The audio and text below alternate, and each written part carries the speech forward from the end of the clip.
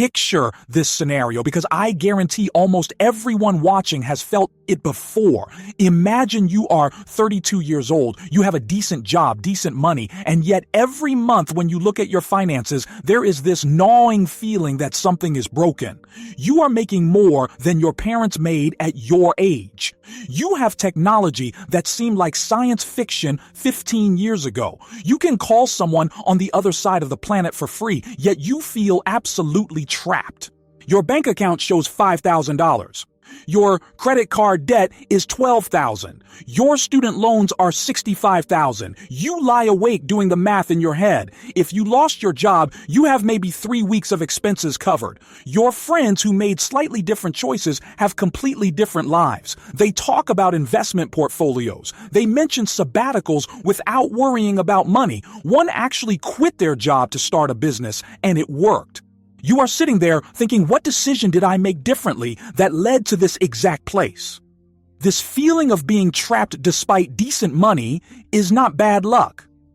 This is not because you are bad with money. This is a systematic pattern that happens to millions of people at almost exactly the same financial stage. And here is what keeps me up at night. Most financial advice completely ignores the actual psychology of how people move through their financial lives. You get told to track spending and make a budget. You get told to invest in index funds for 30 years. You get told to stay the course. But the truth is completely different. There are 3 specific net worth milestones that change everything about how you experience money and your relationship with your financial future. The transition through each milestone does not feel gradual. It feels like stepping across a threshold where suddenly the rules of the game change entirely. Most financial gurus will tell you that building wealth is linear. Save more each month, invest consistently, wait 30 years, compound interest handles everything. That is generic advice that sounds nice in spreadsheets, but not how real people actually experience their financial lives. The truth is different. My name is Mark, and I spend too much time thinking about the actual inflection points where people's financial lives fundamentally transform. Not slow, steady accumulation, but the actual moments where the variables shift so dramatically that everything after is categorically different from everything before. I have looked at thousands of financial case studies and net worth breakdowns, and there is a clear pattern. There are 3 specific net worth thresholds. Once you cross them, your financial reality changes so substantially that you cannot go back to thinking about money the way you did before. Most people do not even know these milestones exist. They are not taught in school. They do not show up in standard financial advice, but crossing them is what separates people who feel financially anxious their entire lives from people who eventually feel they have breathing room. Make sure to hit that subscribe button and give this video a thumbs up because I am going to walk you through exactly what these 3 milestones are, what changes when you cross them, and the specific math that determines whether you can reach them at all. The concept I am going to introduce has a name among researchers studying financial psychology. It is called the threshold effect. It has been operating in your life probably since you started earning money, but you did not have a framework to understand it. Here is the thing that keeps me up at night. The distance between the first and second milestones is where almost everyone gets stuck.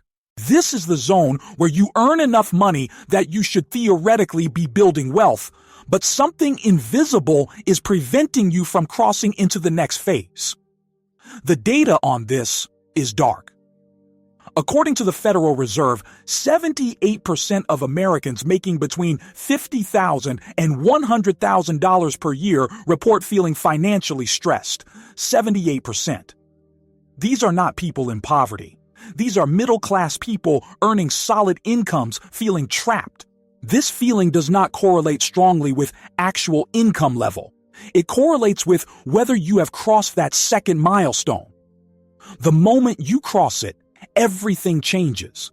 The anxiety does not disappear overnight, but it transforms into something different.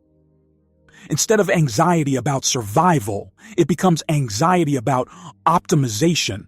Let me give you concrete data, because the numbers are absolutely critical. The first milestone is what I call the escape velocity point. This is a net worth of somewhere between $25,000 and $50,000. The exact number depends on your income and location, but the principle is identical. This is the threshold where you have crossed from negative or near zero net worth into genuine positive territory, and more importantly, where you have enough cushion that one emergency does not completely derail your life. Let us use a concrete example. You are making $55,000 per year. After taxes and living expenses, you are saving about $800 monthly if you are careful. After 1 year, your net worth is around $10,000, assuming you started from zero. You are no longer technically insolvent, but still fragile. One car repair or medical bill, and you are back to zero. After 3 years of consistent saving, your net worth is around $30,000. Things start feeling different. You have a real emergency fund. You have breathing room. You do not wake in a cold sweat checking your balance. After 5 years, your net worth is around $48,000. You have crossed the first threshold. You have escape velocity. You have built something with momentum. If you lost your job tomorrow, you could actually survive. You could buy time to figure out next steps. You could take lower paying work to reduce stress. You could leave a toxic workplace. This is what escape velocity means. Your net worth has grown large enough that you are no longer forced to make every financial decision based purely on survival. The second milestone is what researchers in behavioral economics call the compounding crossover point. This is typically a net worth between $250,000 and $500,000. This is where your investments start generating enough income that investment returns exceed what you earn through active income. Let me walk through this with a specific example because this is where the math becomes absolutely ridiculous. Person A reaches $250,000 net worth at age 38. Their portfolio is invested in a standard index fund with expected long-term returns of approximately 7% per year. 7% of $250,000 is $17,500 in investment returns in year one. If person A earns $70,000 annually from their job, they earn roughly $200 daily in active income. But their investments generate approximately $48 daily in passive income. They are approaching parity. After 5 years of continuing to save and invest, person A is now at $400,000. At 7% returns, that is $28,000 annually from investments alone. Person A is now generating nearly 40% of their previous income just from their net worth. After 10 years, assuming they continued to save and markets performed reasonably, they might have $600,000 in net worth. $42,000 annually in investment income. They have crossed the actual compounding crossover point. This is the threshold where investments generate more income than a part-time job. Person A no longer has to work. They could stop tomorrow, and their net worth would generate enough income to maintain their lifestyle indefinitely. This is not theoretical. This is mathematical reality. Compare this to person B, who never focused on building net worth. Person B makes the same $70,000 annually, but person B has only $30,000 in net worth at age 38. Person B has approximately $0 in annual investment income. Person B is still entirely dependent on active income. Person B cannot stop working. Person B is still in the zone where every dollar of spending comes from active income. The difference between these people is not that person A is smarter. The difference is that person A crossed a specific threshold, and once you cross it, the mathematics of your financial life changes entirely. This is why reaching that second milestone is critical. It is not because $500,000 makes you rich. It is because once your investments generate meaningful income, work becomes optional. Not necessarily something you stop doing, but something you choose to do. That is a completely different psychological state than being forced to work. The third milestone is what I call the perpetual wealth point. This is typically a net worth between $1.5 million and $3 million depending on your lifestyle. This is where investment income substantially exceeds job income. If person A reaches $2 million in net worth by age 50, they are generating $140,000 annually in investment income. They make $70,000 from their job and $140,000 from investments. They are in a completely different universe financially. If they lost their job, nothing would change about their lifestyle. If they wanted to give half their income to charity, they could without affecting their standard of living because their lifestyle is now funded primarily by wealth, not work. The implications are not just financial, but existential. At the first threshold, you got escape velocity and stop being terrified of random events. At the second threshold, work became optional. At the third threshold, your life becomes unmoored from the pressure to earn high income. Here is where psychology becomes crucial. When you are operating below the first milestone in that zone of financial fragility, your brain operates in a different mode than when you have crossed it. Neuroscientists call this scarcity mode. When your brain perceives insufficient resources, a specific neural pathway activates.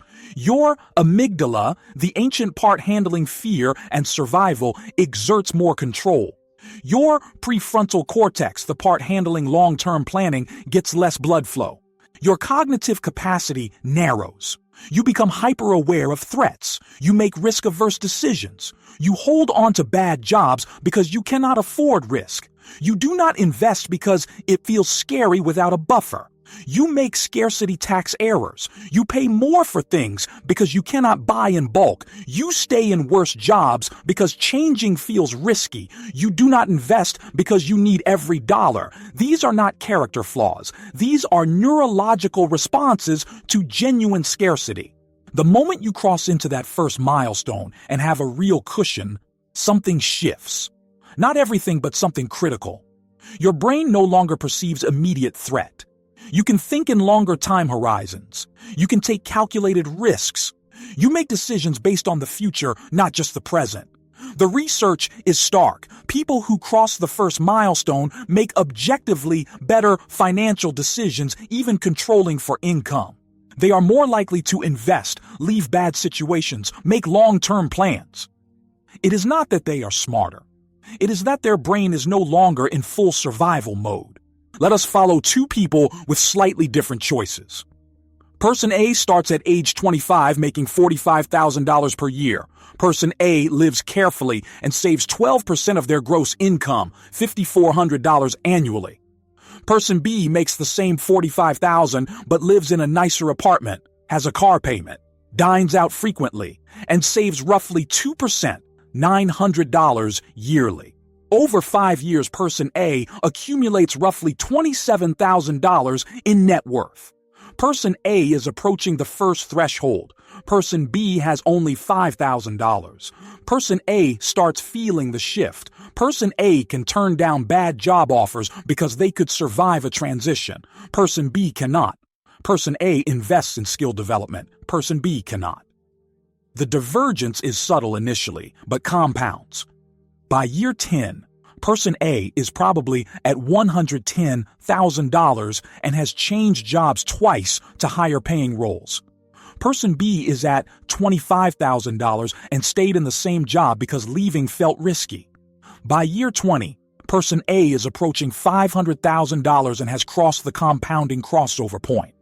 Person A's net worth generates meaningful income. Person A can stop working or take lower stress work. Person B is at $150,000 and entirely dependent on active income. The gap that started as $900 versus $5,400 yearly has become a gap where one person has financial autonomy and the other does not. Being in survival mode costs money. It costs money in worse interest rates because of lower credit scores. It costs money in paying retail prices because you cannot bulk buy. It costs money in staying in bad situations longer. It costs money in not taking advantage of investment opportunities. Being in that first fragile zone is expensive. The moment you cross out of it, costs disappear, but there is a second-order effect that is even more important. The moment you have breathing room, your earning trajectory changes. You make better career decisions. You invest in yourself more strategically. You pursue opportunities you would not when in survival mode. You might think all of this is determined by initial income, and if you do not start with high income, you are stuck forever. That is not true. Starting with higher income makes this easier. Someone making $100,000 per year hits the first milestone faster than someone making $45,000. But the mathematics still work for lower income people, it just takes longer. If you are making $35,000 with dependents in an expensive city, saving 12% might not be realistic. Maybe your realistic number is 5%. It takes longer, but the threshold still exists. The math still works. The threshold might take you until 30 instead of 25, but you can still cross it. The variable that changes is time, not possibility. What matters is the direction you are pointed. Are you pointed toward these thresholds or away from them? Every financial decision moves you either closer to crossing a milestone or further away. Saving $500 this month instead of spending it moves you toward the first milestone. Investing, rather than holding cash, moves you toward the compounding crossover point. Increasing your income through side projects moves you toward financial autonomy. According to Federal Reserve research, the average American household has a net worth of around $172,000.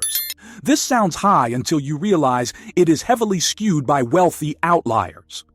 The median net worth for someone between 25 and 34 is approximately $30,000. For someone between 35 and 44, it is approximately $103,000. Research shows a clear inflection point right around that second age group.